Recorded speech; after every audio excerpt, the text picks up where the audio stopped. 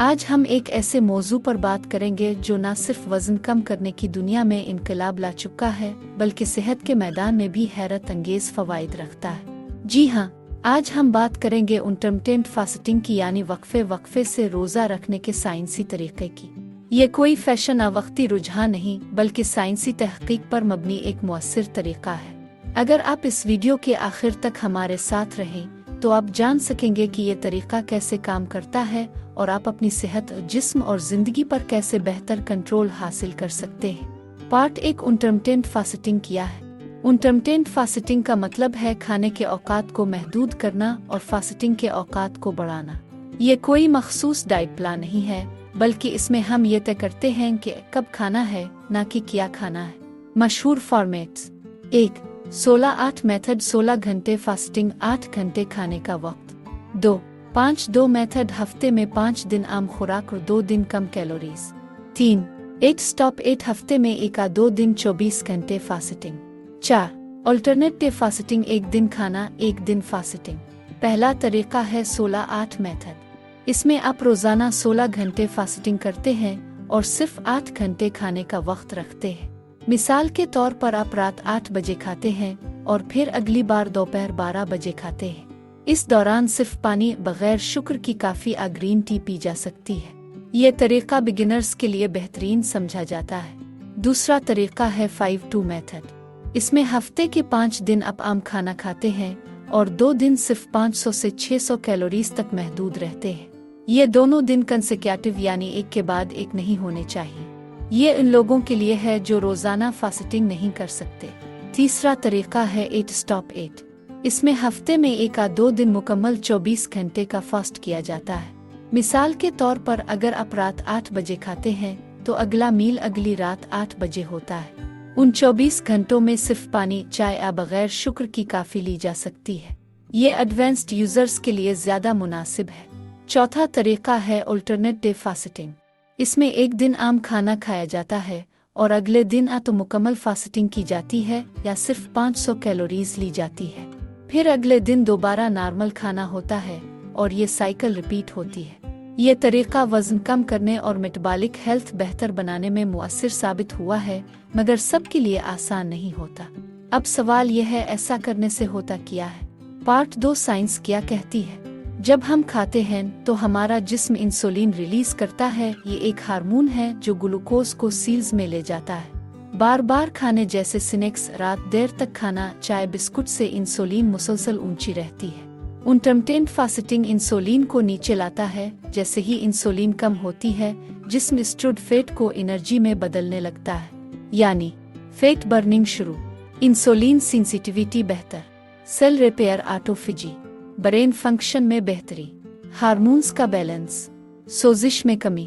آٹوفیجی خاص طور پر دلچسپ ہے، اس میں سیلز اپنی خراب چیزوں کو ریسائیکل کرتے ہیں، جیسے گھر کی صفائی۔ پارٹ 3، طبی فوائد۔ 1، وزن میں کمی۔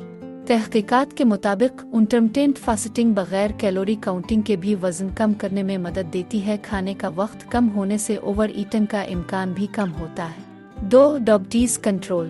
ٹائپ 2 ڈائبٹیز میں انسولین ریزسٹنس بڑا مسئلہ ہے۔ انٹرمٹنٹ فاسٹنگ انسولین کو ریسیٹ کرتی ہے، جس سے بلڈ شوگر بہتر ہوتی ہے۔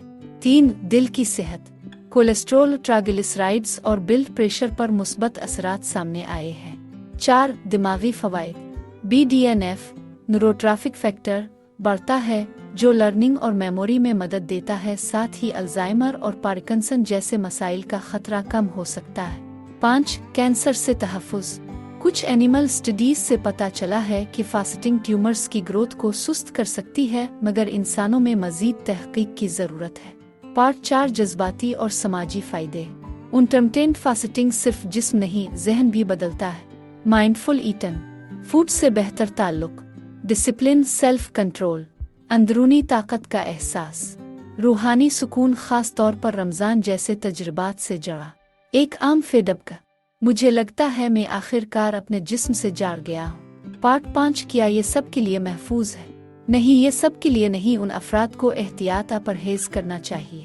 حاملہ دودھ پلانے والی خواتین، ٹائپ 1 ڈائبٹک افراد، کھانے کی ذہنی بیماریاں جیسے انوریکسیا، بولیمیا، انڈر ویٹ افراد، बच्चे या नौजवान जिनकी ग्रोथ जारी है।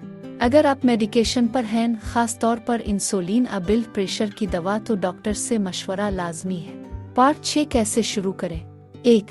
आहिस्ता शुरू करें, पहले 12 घंटे, फिर 14, फिर 16। 2. पानी ज्यादा पिएं, हाइड्रेशन बहुत अहम है। 3. काफी या ग्रीन टी बगैर शुक्र के इजाजत है। 4.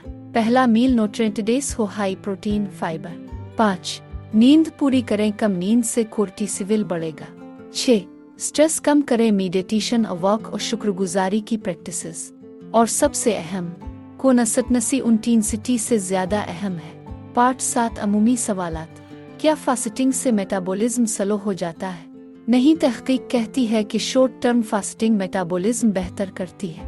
क्या मैं फास्टिंग में एक्सरसाइज कर सकता हूँ? जी हाँ, बल्कि फैट बर्निंग ज्यादा मुअस्सर हो सकती है। शुरुआत में लो इंटेंसिटी एक्सरसाइज बेहतर है। क्या ख्वातीन के लिए फ़र्क होता है? जी हाँ, हार्मोनी तब्दीलियों के बाइस ख्वातीन को नर्म आगाज करना चाहिए, जैसे 12-12 या 14-10। क्या मैं इंटरमिटेंट फास्टिंग हमेशा जारी रख सकता हूँ? अगर आपको सूट करती है तो ये लॉन्ग टर्म लाइफस्टाइल बन सकती है। वक्फा लेना भी बिल्कुल दुरुस्त है। इंटरमिटेंट फास्टिंग एक टूल है, जादू नहीं। अगर आप इसे समझदारी से इस्तेमाल करें, अपने जिस्म की सुने, न्यूट्रिशन का ख्याल रखें और इसे सजा नहीं बल्कि सेल्फ केयर समझें, तो हैरत अंगेज नताइज मुमकिन है। याद रखें, ये सिर्फ खाने के वक्त का निज़ाम नहीं, बल्कि आपकी जिंदगी के रेदेम, तरजीहात और खुद एतमादी का अक्कास है। तो क्या आप तैयार हैं? आज ही से अपनी सेहत को नया आगाज दें। मैं हूं डॉक्टर ए। मेरी कोशिश है कि सादा, सच्ची और साइंस पर मबनी मालूमात अब तक पहुंचाऊं, बगैर किसी मीमते या कन्फ्यूजन के। अपना ख्याल रखें, हाइड्रेट रहें, माइंडफुल रहें और अगर वीडियो मुफीद लगे तो किसी और से ज़रूर शेयर करें।